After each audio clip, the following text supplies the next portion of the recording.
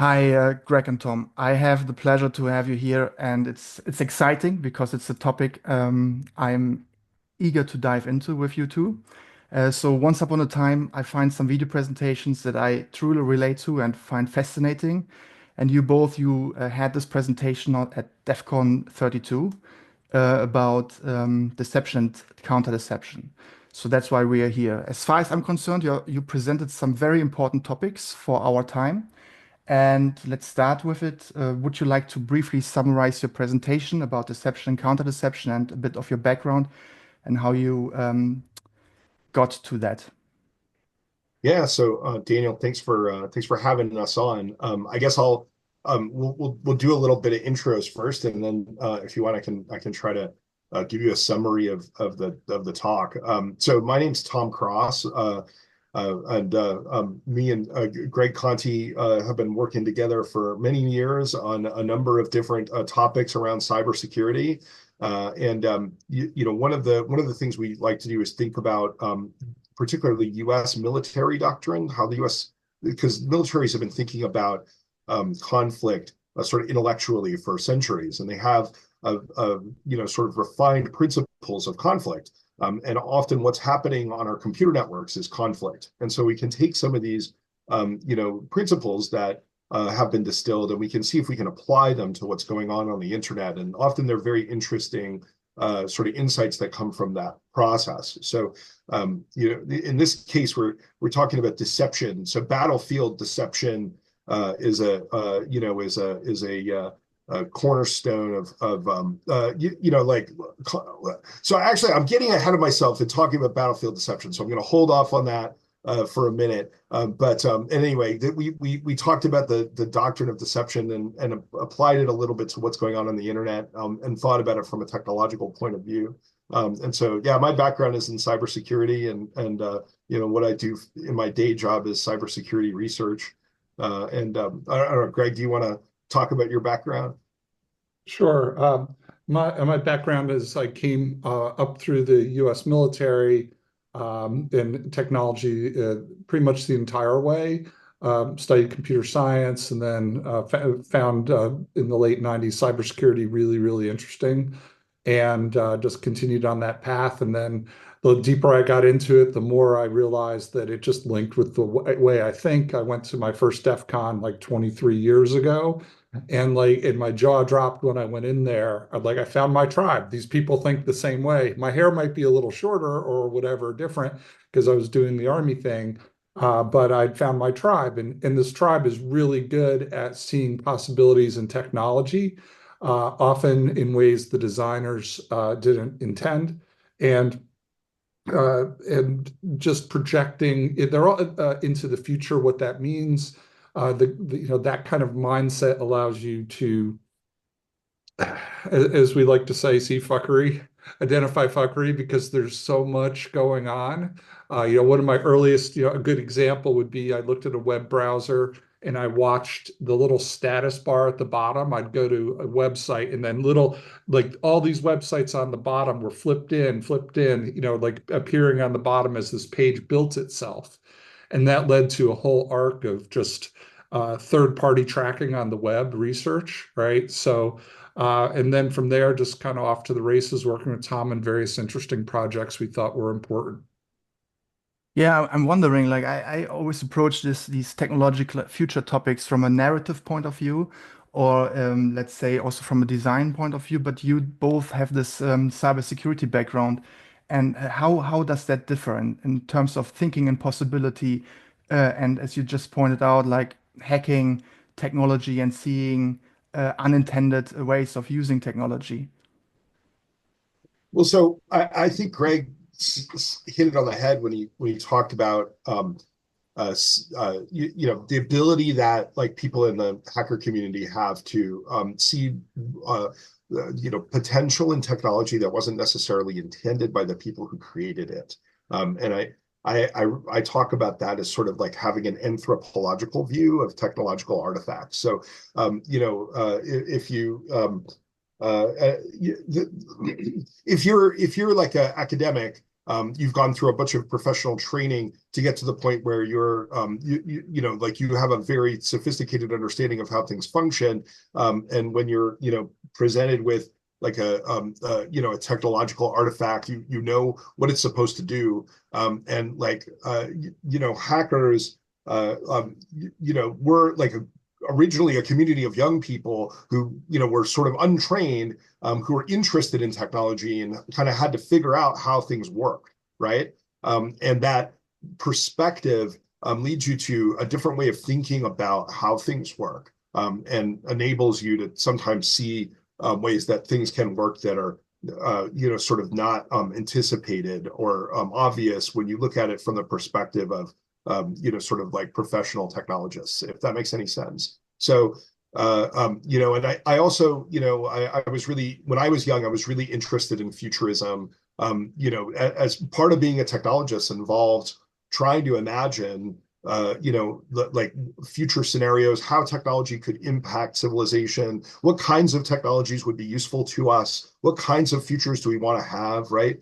And so that having that skill set, I think, is really valuable. And I think, I feel like there was, and I don't know if you agree or disagree with this, I feel like there was more futurism going on in the early 90s than there it seems to be today. We're not thinking about the long-term future as much as I feel like we used to. But I think that is incredibly important in order to figure out, what can I build today? What research can I do that will lead to a place that I want to be in 20 years, right?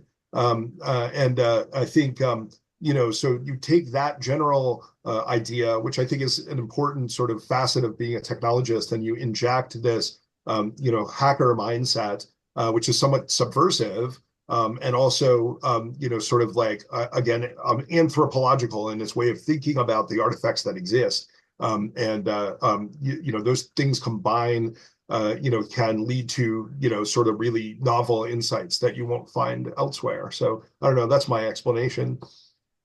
Yeah, well, Yeah, it's a good question you raised regarding whether we have more or less futurists of future studies these days. I think from numbers, probably more because there are like institutionalized education programs.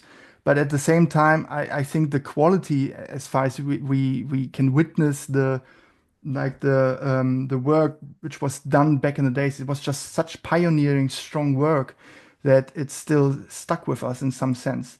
And that nowadays, Greg, you pointed that out before we started recording, also that the speed of change, the accelerationism is a different has a different dynamic to it. So it seems difficult to put forward some arguments or narratives or images of the future um, without scaring everyone. That's how I feel. Oh, that's interesting. Yeah. Yeah, in engaging with you, I'm interested in learning more about sort of like academic futurism. Because when I think of futurism, I sometimes think of science fiction authors, and I think of there used to be this thing called the Futurist magazine in the United States. It's long since gone, but I feel like some of those practices were informal. So I'm actually like I'd like to learn more about what's going on in the academic futurism space. Yeah, I mean, it's broad. It's really broad. And you already nowadays you have the lineages or the different strains as well, like speculative design. You have the more people who are more relying on the tools, Delphi methods. Some who are more into the experiential turn, so they create workshops that are participatory and help people to experience the future in a as a group. So there are different strains, and I think that's also interesting. But I don't think we can even say that it's a homogeneous group.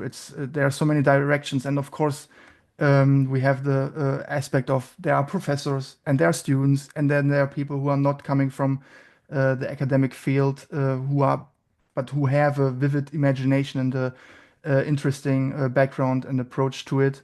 So it's a very diverse field, I would think. does it trend more toward a positive view of the future? Like the inherent bias in like how you think about the future. Does it trend more? Are people leaning more to like, here's an optimistic view?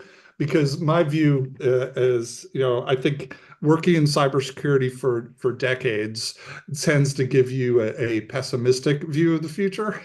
Understanding like, how will this system fail? How will this technology be abused? How will people try and profit from it? And how will people be exploited? Where's the hook in this technology that they are hiding from me to take my data or my money? Is there a bias in, are people like a little biased toward positive or negative?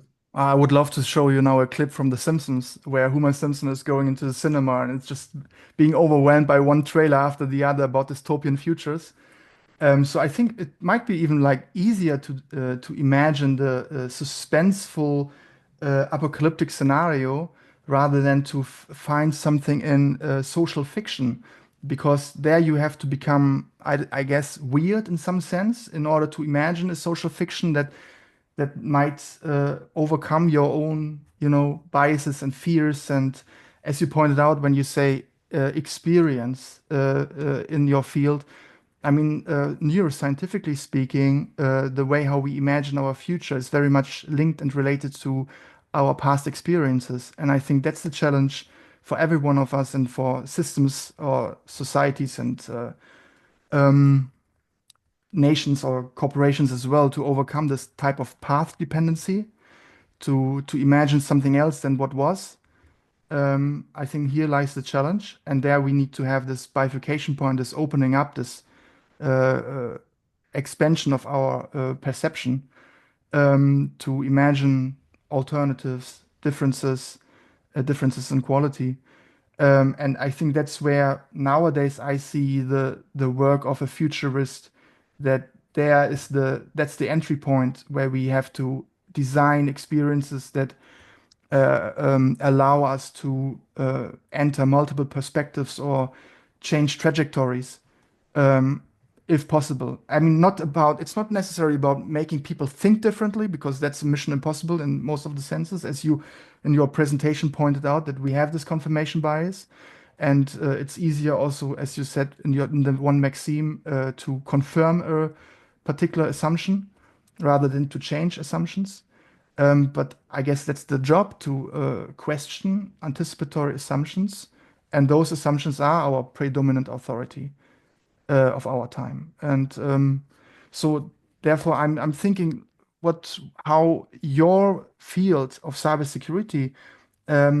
I mean, I'm intrigued by it, and I think it's so fascinating because you are working on the very design of our nowadays digital infrastructure, and also seeing things that might be the worst case scenario or like turn bad, and also possibilities that are, as you pointed out, unintended, use of technologies. So how do you see the all this evolving in the next decade or so? The Well, let me rapid advancement we have with AI and machine learning. Now, well, let me Tom, let that's your clue I with think I should your talk about the scenarios. talk, right? Because you wanted a sort of little summary of the talk. Yes, Uh, yes. uh, we can then sort of start speculating about the future. I think that so at the beginning of the talk we referred to the visions that we had of the present back when we were, sort of when the internet was, becoming generally accessible. DEF CON, the conference we were speaking at, which was probably the largest hacker conference in the world, started in 1993. So it was right around the time that the internet was becoming commercially accessible and not just a thing that was available in universities. And at that time, I mean, so as Greg has conveyed, in the hacker community and in cybersecurity, there's this sort of pessimism because you're looking for what's wrong and you see the world from that lens, right? And so we always in that community saw certainly the potential for sort of Orwellian uses of the technology, and I think that at the same time we were excited about it because we were all using commuter mediated communications to chat with each other. And we knew that like most people did not have access to this yet or were not using it. It wasn't as broadly popular, and it was going to be. And we felt that having access to the world's information was going to have a positive effect on humanity, that it might help make people smarter, right?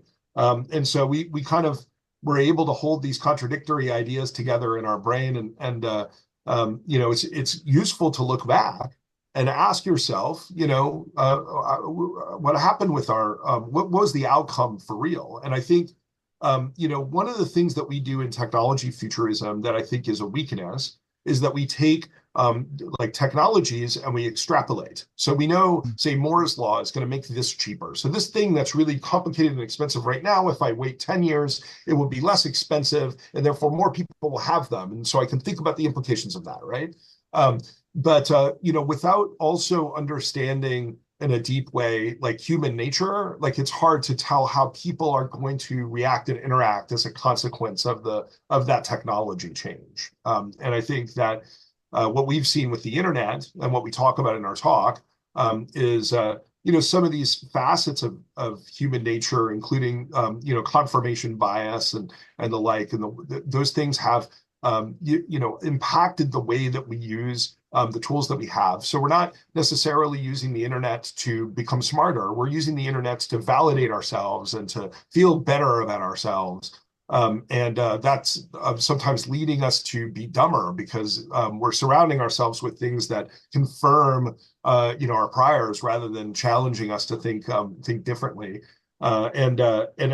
So back to some of the source material, we talk about military deception in the talk, as I said before. So, sort of a fundamental thing that happens on battlefields is you want to deceive the opposing general. And there's lots of historical examples of this, during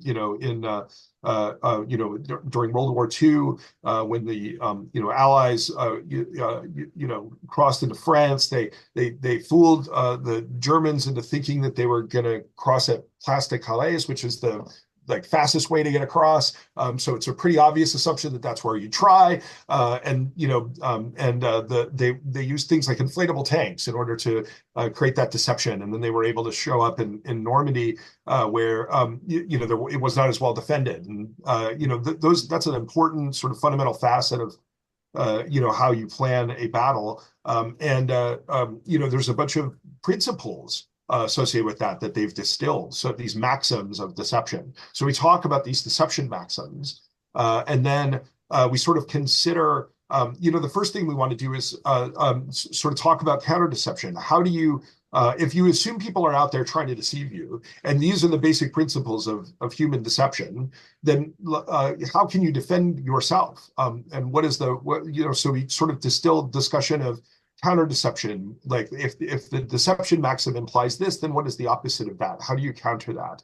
And then I think we get into kind of thinking about, okay, if we want counter deception to be a capability that we have, what do we need the internet to be in order for us to be able to do that effectively? Like what kinds of tools do we need that we don't necessarily have today that will enable us to defend ourselves from deceptive narratives? And I think we talk about a lot of different tools that could be useful that we don't have. It just sort of shows you, I think, an empty space or an unskied slope within a bunch of the internet tooling that we have that could be pursued by people who are interested in building new tools. And I think that at the heart of it, the most important thing is this concept of confirmation bias and the fact that you're going to turn to material on the internet that is emotionally rewarding to you. And it may be completely true what you're seeing, but it might leave out other facts that are important. If your computer can help make sure that you have a complete picture or suggest to you that there's more going on and has the context to be aware of that, your computer is achieving the goal of making you smarter as opposed to achieving the goal of just like emotionally rewarding you. At the end of the day, we have to decide what we want our computers to do. That's a quick summary of the talk. I don't know, Greg, if you want to riff on that. I don't know. I think that's fair. And then you have to assume, what will the people want, right? Will they say, yeah, that's fine, but I'm happier where I am in my bubble. Right. Yeah, no, I mean, so I think that the problem we're talking about, it has technological and human dimensions, and the solution has technological and cultural dimensions. It's not just, we can build better software, but if no one wants to use it, then it's not going to help.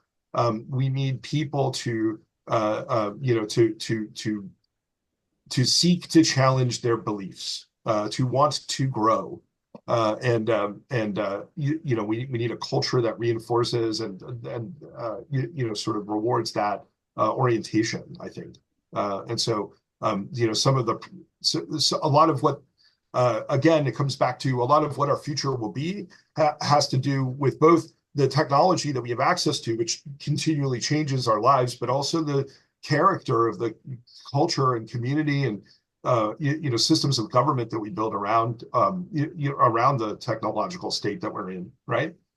Yeah, but what do you think? The business model doesn't seem to favor the let's say the ideas that might help humanity overall, right? There's this business model that engages us then again into this kind of stickiness, right? And I mean, what was the term? There's even a term for it. I think I wrote it down for something else. Intermittent reinforcement, this kind of addictive behavior thing that you don't on social media, you don't always get gratification, but only a few times, and it's enough to go through all the shit just because sometimes you get something good. And so you have this addictive pattern, which is by design from gambling to make gamblers addicted, or people with, who have the tendency to it. And now we are all hijacked by this type of infrastructure. How do we overcome this? I mean, that must be like one of the basics to get to any alternative image of the future. Yeah, I think I get a lot of thoughts about that topic in particular. I do. Um, I think that it's still early, is how I'm going to start this. And so we, have developed a set of platforms that are oriented around, a particular financial model. I think that the fact that, we're having this discussion, it is not universally, like, not all consumers out there are 100% happy with this. There are people who notice, the characteristics that you're discussing, and they want a different experience. So the question is, can they get it? And I think that there is, a lot going on right now with there's a lot of dynamics in the social media ecosystem right now. It used to be, like if we roll back the clock 5 years ago, there's Facebook and Twitter, that's more or less it. And there's two things that are going on, right? One of which is I would say there's like these there's social media systems that have less to do with text, right? So you have like TikTok has become increasingly popular, and it's just videos, right? And it's short videos. So it's like a different expressive medium. But then you also have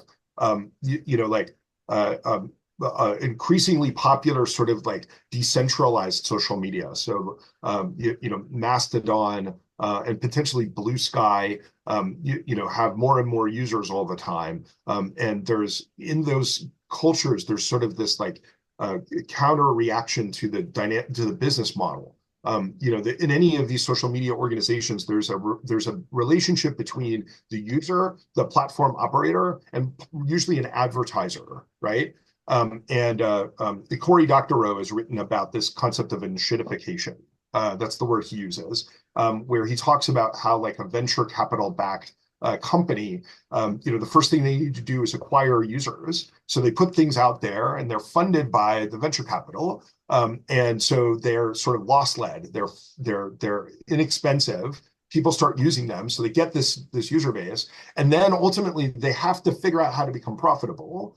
And so they bring in this, say, advertiser that's going to fund, this could be the new source of funding, right? And eventually they turn what they're doing so that it benefits the advertiser. And then ultimately, they have to get money back out to their investor. So sometimes they again transform at a later stage in their life cycle so that they're benefiting the investors and not the advertisers and not the users, right? And so it's an interesting model. I think that we do see companies go through this life cycle. And I think that, so there's a lot of people who want to renegotiate this relationship. They want, but of course their starting point is, I want social media where there's no ads, I don't pay for it, and there's no venture capitalists.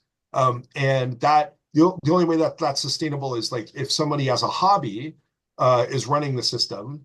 And I used to run online communities as a hobby, many decades ago. But things were small back then, and it was a little easier. It's very difficult to run the big, large-scale communities that we have today for free. And so, I think I do future studies for free most of the time because there's no vested interest from people with money to dive into, let's look at alternative images of the future. No, we stick to that path. That trajectory works fine for us. Okay. yes, I mean, so I think that this story isn't over yet. Mm. But I want to. The reason I have some hope Yeah. is that like I noticed like you've got a rich bookshelf behind you. The reality is that in a mature media environment, there are different kinds of offerings. And some people, they want to read. In the United States, there's famously the National Enquirer, is sort of like this sensationalistic thing that's on the newsstand when you're, checking out at the grocery store, and it has the most ridiculous celebrity gossip, right? And some people want to buy that, right? And that's like the high engagement reward, very little intelligence. But then, there's The Economist, right? And some people will buy The Economist, right? And so there are different people want different experiences. And so, like I said, I think that there is this desire to renegotiate this relationship that is substantial. Like there are millions of people who are saying that. And there are people who want a different kind of experience from social media that maybe is not as sort of validating. But we haven't yet evolved the offerings that serve that audience and are sustainable in doing so. But I'm optimistic that it is possible to build sustainable business models that serve that audience. But I do think some compromise is going to be required. It's not going to be something that you get for free that has no ads in it, and no investors. There's going to need to be some manner that it gets sustained. And you know what? You buy copies of the magazines that you like. You know what I mean? You're going to need to probably pay for these things on some level in order to sustain them. Yeah, yeah, I think so. I personally also think optimistic in some sense because we have blankets. I mean, come on, that must be that's awesome. That's evolution, that's development. So it's not everything bad. But here maybe there's something interesting to ask you both. As programmers, when you see something is not working, there's a runtime error, you're stuck with code, whatever, you try to solve it, you try to fix it, and if it's not working, you get rid of it, right? I mean, and this kind of behavior, that's to move fast towards something that works better. I feel like we are missing that in corporations and governments and nation states, in a lot of design, where we are stuck with, like, business models, for instance, we are stuck with something that, although we know already much more about it, that we should have something else. What is here to learn from you both in regards of moving on towards something that works better? What is the learning lesson from the cybersecurity community? That's interesting. Secure by design, right, is one like that you're trying to move earlier into the design process, assuming there are like one of the things we're doing with our adversarial thinking class that we teach at DEF CON is we like to have developers in the class, because if you do not assume an adversary when you're writing your code, then an adversary will appear when it's a product. So one of the strategies is to move it earlier in the design process to assume the real environment, not this, theoretical environment without an adversary. You assume a real environment that someone will look there, someone will reverse engineer your code. They will note that one shortcut that you took and exploit it, right? So that's one thing that's being done broadly, I think, in the mature software development companies. So I don't know, what do you think, Tom? I mean, what I think is that we've seen organizations over the years go through what I would equate to the grief process with respect to the existence of computer security issues. So the first stage is denial. So, the first time you show up to a company and you say, hey, there's a security vulnerability in one of your products and you need to fix this, the answer is no, there's not. What are you talking about? That's not real. It's theoretical, right? And that's like immature companies when they have technology products, they first start hearing about security problems. It's always their stance. It's to go to denial. Then they get angry, which is the second phase, and that's where they start threatening you, right? So most people who do computer security research over a long period of time end up in a situation where some organization is threatening them because they're talking about a problem with their products, right? And then eventually you get to some sadness in there, some bargaining.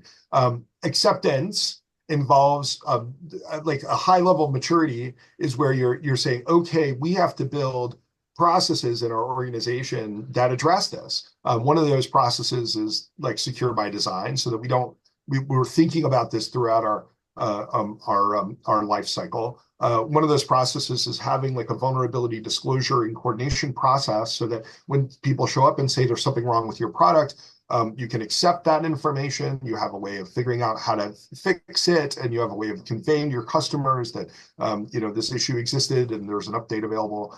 And so there's a whole, but unfortunately, like organizations kind of have to go through this learning process where they experience these emotional reactions. And it's wild to see like a company going through this human emotional process, but they kind of have to before they get to this like acceptance level. And the only other way that they learn, frankly, is basically we in cybersecurity, we have a lot of sort of compliance that we impose on organizations these days. That's become much more mature than it used to be. And basically we have compliance frameworks, and people are saying, okay, company, you must do all these things in order to sell products to other companies. And so they just do the things because it's required of them. And that sort of hopefully matures them immediately without them having to go through the process of arguing with it. And I think the reason they do go through that process is because all of this is expensive and potentially embarrassing,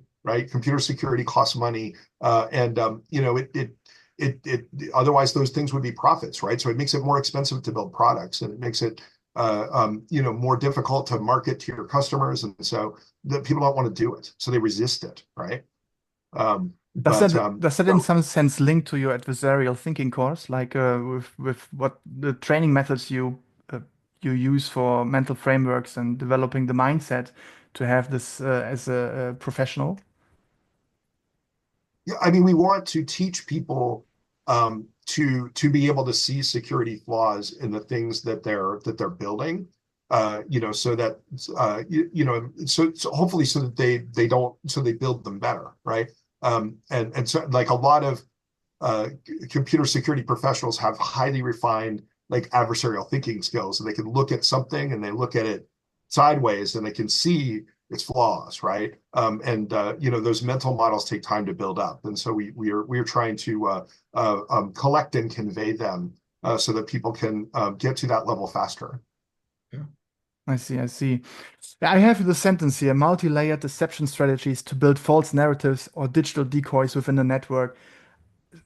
I just put it out there because it's like mind-blowing. Like I try to imagine how this looks like in the physical world, but in a in a digital infrastructure for you as people who are working with programs and code, um, what do you have to, how do you have to think this kind of cats and mouse game, always being a step ahead? And I mean, how does that work? Basically, sorry to ask in such a naive Oh, way. Greg, do you want to talk about information operations? Well, yeah. Well, you've just described cybersecurity. It's a constant game of one-upmanship that never ends, right? You design a better defense, attackers come up with a better offense, and just continues on top of and you build layers upon layers of complex systems that are beyond human comprehension in inserting new flaws as you go. Um, so multi, there's I, I have this idea of multi-domain and deception and multi-layer.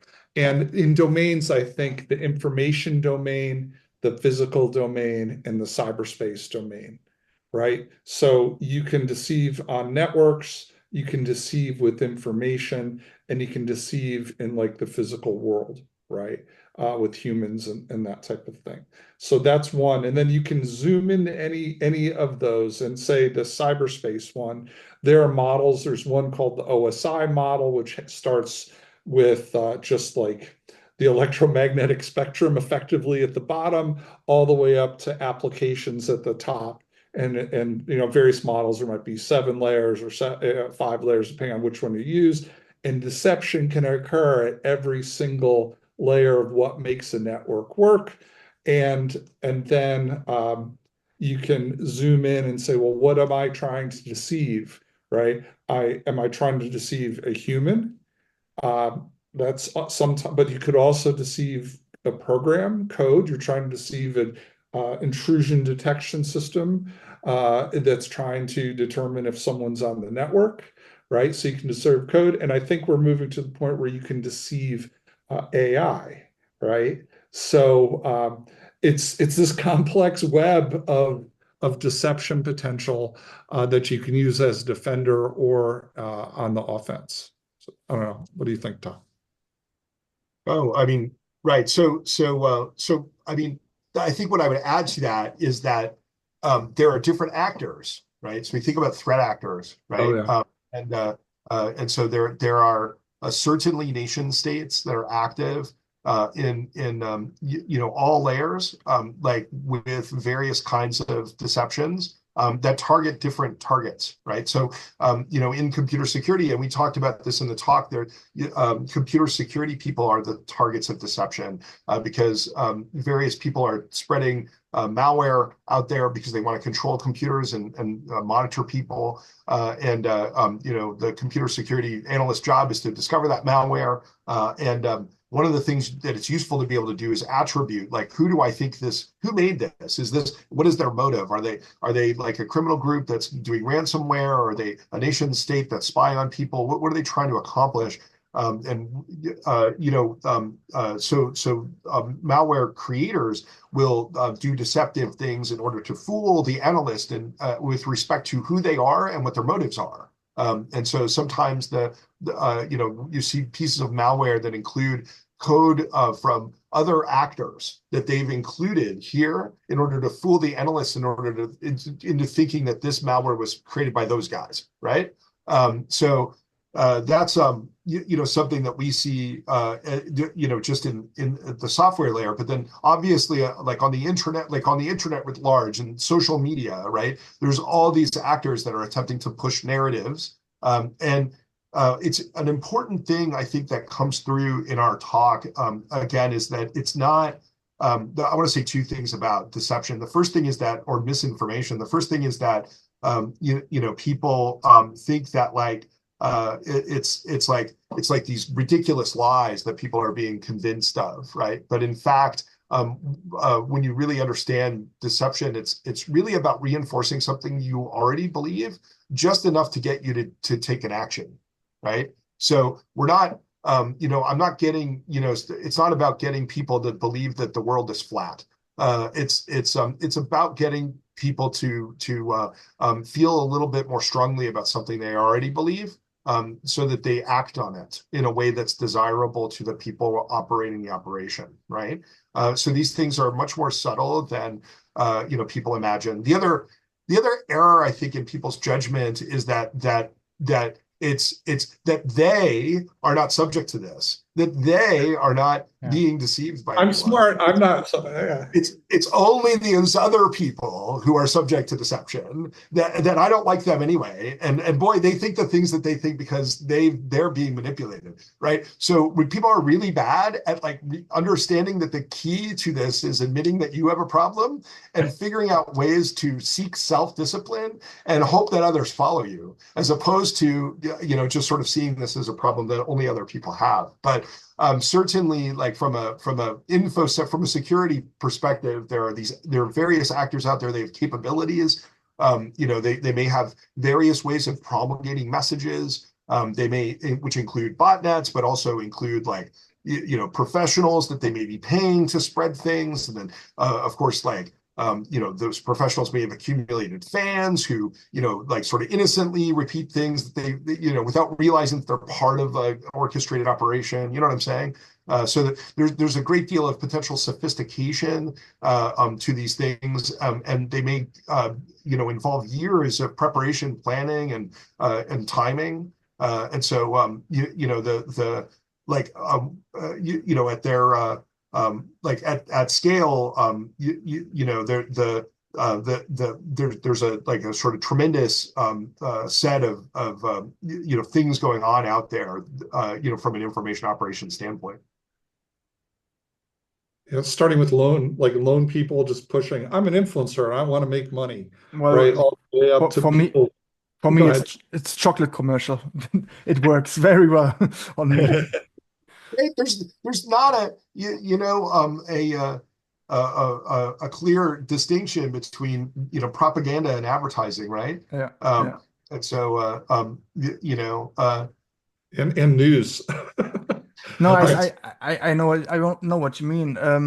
The thing what I mentioned earlier in my email to you is that I have the crazy suspicion that even already entire societies seem to have been, I hope my grammar is correct, but I don't think it is, have been hijacked by deception strategies in some sense. Well, here in Germany, for instance, there's a crazy amount of fear involved in every decision-making process nowadays. So to install or to instill this type of fear, I mean that's kind of that's a big thing to do. So the scale nowadays, as far as I'm concerned, to bring people into situations of fearful thinking, which will always decrease their ability to make good decisions. That's a big thing. So this kind of high level attack on our societies, in some sense, if it's corporate or nation state oriented, how I mean, what is being lost in this process? I mean, they're obviously we are being exploited in some sense. I mean, I'm not now going into conspiracy theories as such, but what is being lost in this kind of process? Because there's human behavior that is being targeted and exploited. Well, I mean, I think that the counterpoint, or the other side of the coin, rather, to what we were just saying, which is like advertising and propaganda and news, is that again, there are fundamental sort of facets of human nature at work here that pre-exist some of our current technology, and so it's not just that these kinds of things were happening for a long time before we had social media. Social media is a tool through which these kinds of operations can be operated. And we talk a lot at DEF CON about various things that can be done to resist those things. We talk about So like if you're going to run a deception operation, the kinds of things I was describing are potentially very complicated. You have to create, an infrastructure in order to disseminate information. And if we can sort of identify how you go about that, then we can potentially, create security processes within, or we can look for those things and shut them down. And there's a lot of really excellent work that's done in that space. In fact, at DEF CON, there's this disinformation village where the people who work on that get together every year and talk about practices. There's this thing called the disarm framework, which is a framework for identifying various different tactics at different stages within those operations and thinking about like how you can disrupt them. So I think what we think about is how can we make civilization more resilient. And one of the things we talk about in our talk, again, is that targeting like sort of, like state deception operations is, I think, part of, the complete picture. But I also think that like, again, we deceive ourselves, right? We find things, again, that are rewarding and we seek them out, and we ignore things that don't feel as good. And that can lead us on a path. And so we, like, humans are naturally sort of susceptible to this. And there are people who are going to sell that back to you because, you'll pay them for it. There's money to be made in telling people what they want to hear. And so we need to think about how, we need to and again, it comes back to what I was saying earlier. There's a cultural element of this where we must recognize this as part of our nature. And then there is a technological element of it where my information system that I'm using, I want it to have capabilities that help me, manage that aspect of my human nature. So I want, to be told if there are other perspectives that challenge the things that I'm reading. And I think that, we again, it's a matter of maturation of the tools that we have. So obviously the first thing we needed was a tool that allows me to go read something. But we're realizing really quickly that, the next thing I need is something that tells me what other things I should read if I'm reading this, right? And what we get into a little bit in the talk is like, kind of how to build those things. And and in fact, we talk about some of the early resources that inspired the development of the World Wide Web. There's a wonderful paper called As We May Think by Vannevar Bush. Vannevar Bush was the head of the Department of Defense academic efforts during the Second World War. He was an incredibly important scientist who led all of the U.S. military science and research and development during the war. And he wrote this paper about using a microfiche as an information system, and had all these creative ideas about taking screenshots. So he's got a camera on his head. He invented all these like interesting technologies that used microfiche to create an information system. And then there's Douglas Engelbart in the 60s, who was interested in computers that augment human intelligence, and he created things like the mouse. Also Ted Nelson. Is a really interesting guy. He's still out there talking about stuff. He built this. He actually coined the term hypertext, and he has this thing called Xanadu, which is this alternative to the web. And all these guys, one of the key things that they were interested in that you can see in their writing, like if you go read a scholarly read of the things that those three people talked about, will reveal all kinds of interesting, again, unskied slopes, like parts of what they thought the information system should have that the internet today does not have. If you go listen to Ted Nelson's YouTube videos, he will complain about how he doesn't like the web, like it's missing things, right? One of the things that it's missing is just like the ability when you have an article in front of you to know who on the internet has like sort of said things about that article. Vannevar Bush was thinking in an academic context, like a research paper, right? So you want to know what this paper links to, or what references it links to, but you also want to know who references this paper, so you can go up. We kind of have some systems like that today in the academic context. We're able to follow uplinks you can search usually for a paper and figure out who referenced it. But anything that you're reading, it's like who built on this?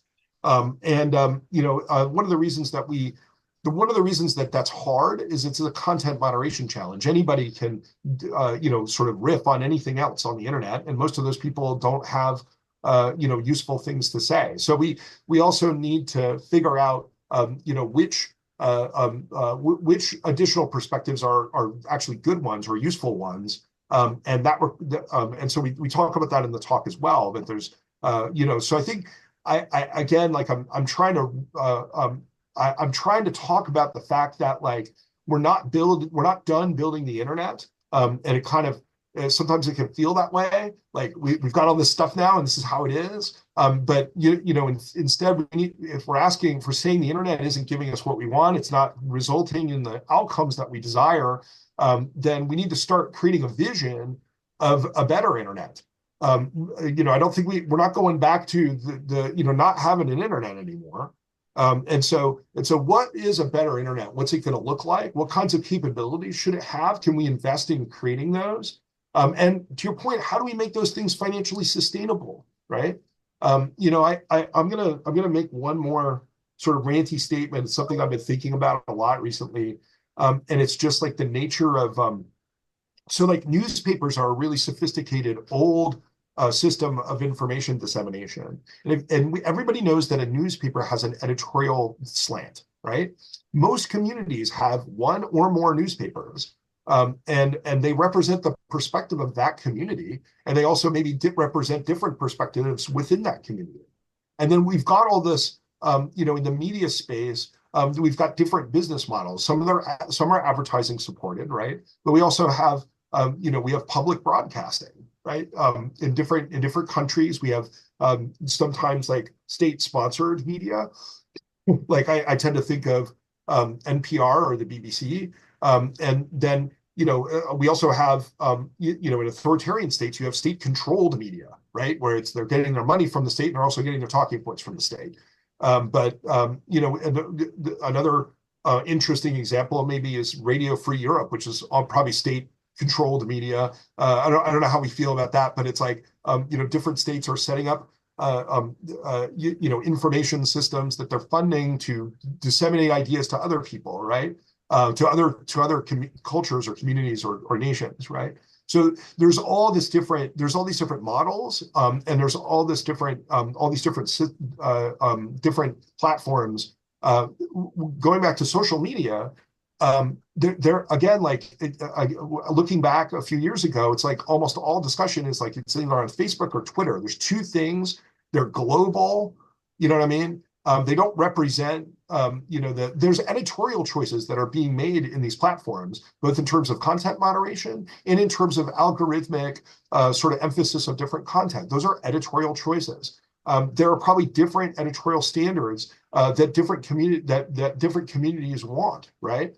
But in that old model, like there aren't a bunch of different editors out there creating different views that represent the interests of different communities. And we also don't have different sort of funding models to support those editors. And so I'm just suggesting that, the future of the internet may look very different from the past. And when you reach a level of maturity that we, have in our traditional media, you may have the level of diversity of like editorial perspectives and of financial models that you have in our traditional media. Yeah, I think you're right when pointing out also the good examples. I mean, even though I would love to further dive deep into the worst case scenarios, you probably also have some of those.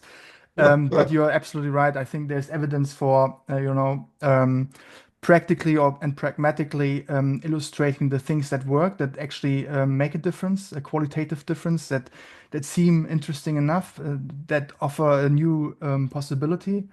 And I think, putting those into the shelf might even serve us more and better, rather than, what is it, doomsday scrolling and.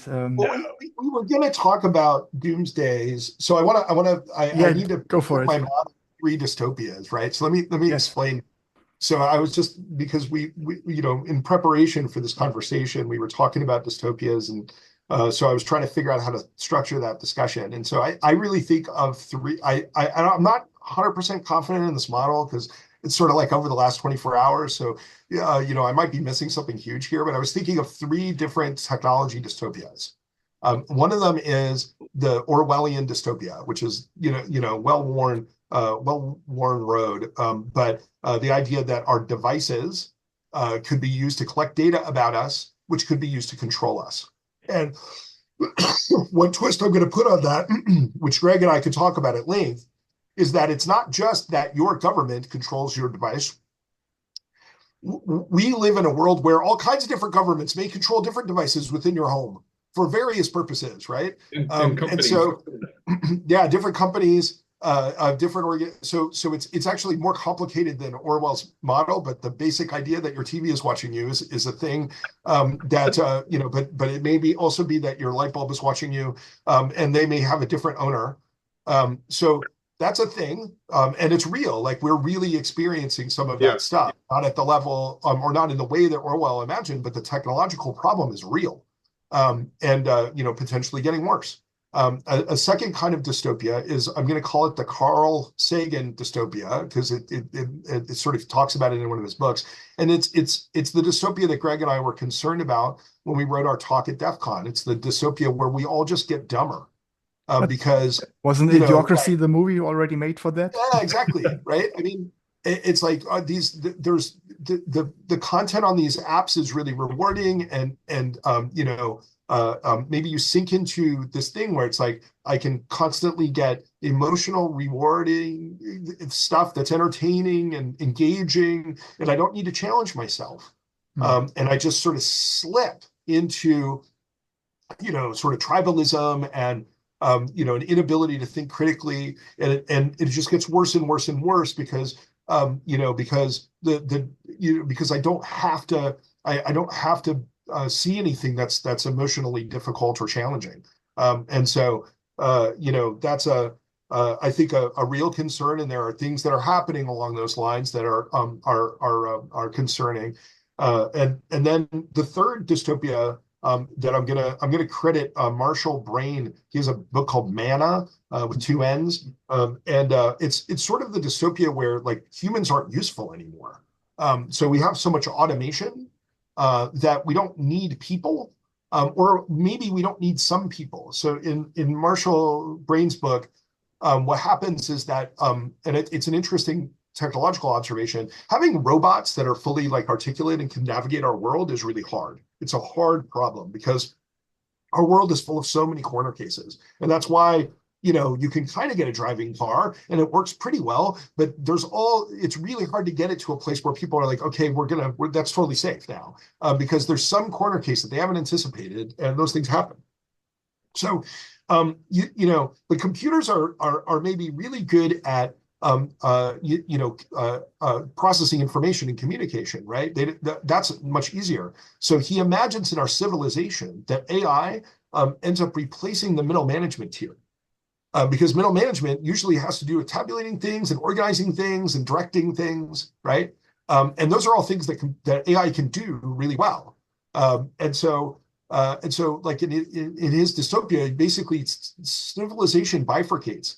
And you've got these elite people that control these organizations, and they're continuing to get wealthy, and everything serves their interest. And then you have people who they're not elite. Maybe they might have had a career in middle management in the past, but there's less and less of a demand for that because AI can organize. ChatGPT can write instructions to people for what to do, and so you can have these menial jobs that involve interacting with the real world, and literally a computer is telling you what to do. Which is, I mean, if you drive for Uber, a computer is telling you what to do, right? The computer is saying, go pick this guy up, drop them off there, go over here, right? A computer is doing the management. I actually have friends that can't drive without a navigation system anymore. Really, they don't know how to. Right. So that's a combination of the last and the second dystopias, right? We're so dependent upon our technology that we atrophy. But so yeah, I mean, I think figuring out how AI sort of matures within our civilization without causing massive economic disruption is a significant challenge that we need to think about. So Brian or Marshall Brain has a really interesting sort of like dystopian view of how, if that gets mismanaged, you end up with this really bifurcated civilization where you have the really poor people, and then you've got a few really rich people, and everything in the middle is robots. And so, yeah, I mean, these are the three things that keep me up at night. And I think, it's possible that we have facets of all three for real in our civilization now, and all three things could get worse in various ways. And so the real world that we approach, the question is how intense. It's not whether, and it's not which. It's how intense these things will become, and what other sort of countervailing trends help balance them out. That's what I think. And I'm really interested in whether, like I said, I just sort of put this together. So I don't know if there's some other significant technology dystopia that I'm missing here, but these are three that are pretty clear in my mind right now. Well, comment for people watching the video, put your comments in, right? And tell us your tell us what I'm missing here. Yeah. No, I think you're right. And to add to that, the crazy part is probably that they will all come true, or they already are emergent. And in Yeah. addition to that, that's just the beginning of the list. I think there's a very long list in adding up to it. And I think there's as well this feeling or the sense that any crazy scenario you can come up with in some sense, even if it's absurd or audacious, um, somehow there's an element to our reality already. And so maybe the challenge will be to think in multiplicit terms and pluralistic terms, to to add to your three scenario, to your three images, even more than that. Um, and maybe that's the overwhelming part. So I don't know. But I mean, for me, what it does is it creates this urgency to find different paths. yeah, I mean, but I think these things are real. If you gave Greg and I another hour, we could sit through each of them and talk about specific examples about which each of them is encroaching on our lives. exactly. But And I if think, that is real, what else can become real? And so it's really up to the people who are designing, intervening, um, installing new versions, new programs, new images of the future, imagining and envisioning. And I think it's these are exciting times. And of course, you have this famous quote, right? Civilization is the race between education and catastrophe. Of course, you can add to that quote, it becomes a little bit like an epic clusterfuck is if education itself is becoming a catastrophe. Um, but nevertheless, it's the time that really allows us to, communicate with each other across continents, to exchange thoughts and ideas, and to ponder on those questions, and hopefully also to collaborate in terms of, making the things that our hearts desire also come true. So, yes. and I thank you for the conversation with you too. That was really amazing, and I would love to talk even more with you about it. But for now, I think that's fine. Very exciting stuff, and I'm very thankful that you had your time, or you took your time for this conversation, for this interview, and Yeah, lovely no, to have thanks you. for having us. This was super Yeah. fun. I love talking about this stuff, and I'm looking forward to learning more about what you're working on. So thank you. Yes. Thank you. Thank you very much.